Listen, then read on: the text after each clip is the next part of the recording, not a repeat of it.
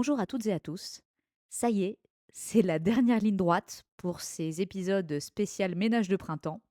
Et cette semaine, on va terminer par prendre soin de notre espace. Encore une fois, on va pas faire un truc incroyable, où on va tout déménager, tout bouger. On va juste faire trois petites actions pour réparer ou améliorer quelque chose chez nous. Trois mini-actions égale trois mini-victoires. Et à la fin de la semaine, on sera enfin tranquille avec ça. Vous êtes prêts à faire le défi avec moi?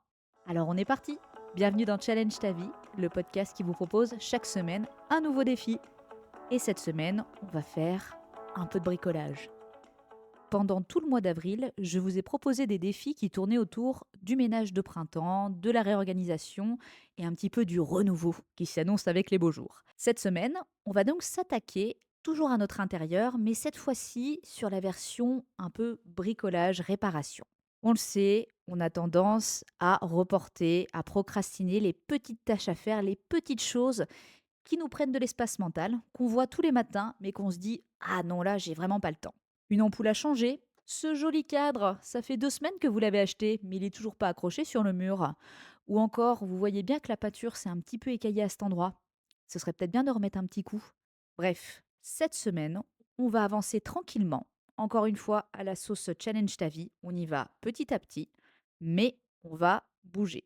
Ce que je vous propose, ce sera donc de noter sur une feuille, sur votre téléphone, peu importe où vous avez l'habitude de noter les choses, vous allez noter qui traînent depuis un moment, les choses que vous voyez tous les jours, où vous dites dans un coin de votre tête, ce serait bien de le faire. Alors, bien entendu, il y a des travaux dans la maison qui demandent un peu plus d'efforts et un peu plus de temps.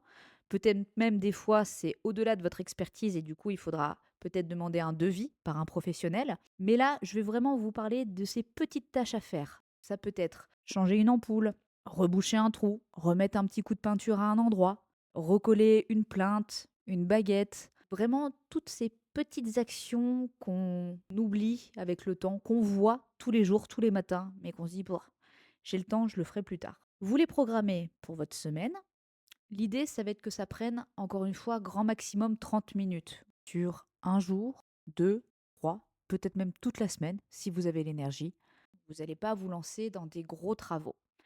Si c'est une semaine où vous avez le temps, bah, pourquoi pas aller un petit peu au-delà, mais vraiment le but là, c'est pas de refaire de refaire toute une pièce.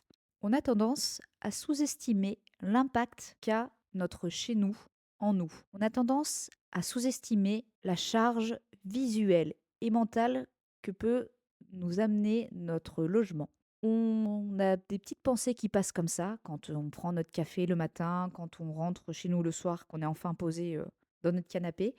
On voit ces petits défauts dans notre maison et on se dit qu'on les fera plus tard. Le problème, c'est que à force, ça s'accumule et ça fait partie de toute la charge mentale que vous pouvez avoir. Vraiment, le fait de commencer avec ce défi en posant ça sur papier, ça vous libérera. Même si les plus gros travaux ne seront pas effectués cette semaine, je vous conseille quand même de les noter sur la feuille si vous avez voilà des plus grosses actions à faire, soit de voir quand est-ce que vous pouvez les faire, si ça va être pendant un gros week-end que vous pouvez avoir, pendant carrément des jours de congé, ou si vous ne pouvez pas les faire, de savoir quand est-ce que vous allez pouvoir faire un devis pour estimer le montant. Est-ce que vous pouvez faire ça cette année? Est-ce que non, il va falloir peut-être faire un prêt ou mettre de côté en attendant pour pouvoir faire plus tard ce projet?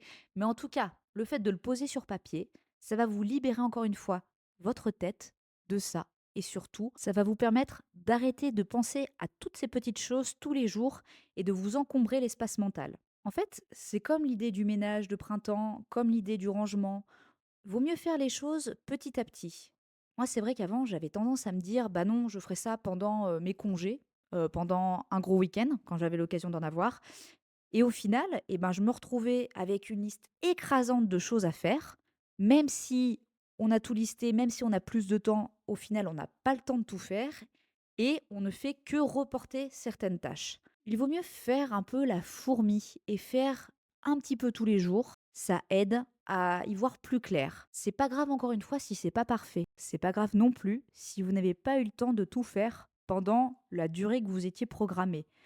Il vaut mieux avancer petit à petit. Ce sera mieux que d'attendre 3 mois, 6 mois, un an, d'avoir attendu d'avoir le temps de faire ça et au final quand ce sera le moment de faire, il y aura d'autres choses qui vont arriver. Vous allez avoir d'autres trucs programmés. Ça se trouve, vous allez avoir, j'en sais rien moi, une ampoule qui aura lâché dans le couloir, rempoter dans un nouveau pot votre plante qui a bien grossi, changer une poignée de portes, une poignée de meubles, peut-être même regresser un petit coup les gonds de certaines de vos portes qui commencent à grincer. Bref, il y a toujours 1000 choses à faire dans un appartement, dans une maison. Que vous soyez en location, en achat, il y a toujours un entretien à faire. Donc, il vaut mieux avancer un petit peu de temps en temps en vous challengeant, en vous disant: «Tiens, ça va être le moment de me lancer là-dedans, peut-être de faire ça cette semaine» et après, vous serez fiers de vous. Ce que je vous propose comme, petite récompense, petite carotte pour la fin de cette semaine, c'est d'offrir quelque chose à votre maison, de vous offrir un objet de décoration que vous voulez vous offrir depuis un moment. Ça peut être aussi un bouquet de fleurs que vous allez soit acheter chez un fleuriste, soit même des fleurs que vous allez ramasser dans votre jardin. Mais en tout cas, d'amener un petit changement. Si vraiment au niveau budget, vous voulez rien dépenser, ça peut être aussi un nouvel aménagement chez vous. Moi, c'est un truc que j'adore faire, comme beaucoup, c'est de rechanger un petit peu les meubles de place et de voir comment ça circule comme ça. Et ben, ça va être l'occasion, à la fin de cette semaine, le week-end prochain, si vous avez le temps, c'est de vous offrir ce petit moment de récompense, un petit truc un peu sympa. Donc soit un nouvel objet de déco, soit de rebouger un peu les meubles de place, soit de mettre une jolie plante, de jolies fleurs chez vous. Dites-moi en commentaire si vous avez l'intention de faire ce défi et surtout quelle sera votre récompense à la fin de la semaine. Ça me fera vraiment plaisir de vous lire. En attendant, je vous dis à la semaine prochaine pour un nouveau défi. On sortira de la série spéciale ménage, promis. On partira sur des challenges un peu plus tournés vers l'organisation et le bien-être. Prenez soin de vous et n'oubliez pas, la vie est un challenge, alors relevez-le.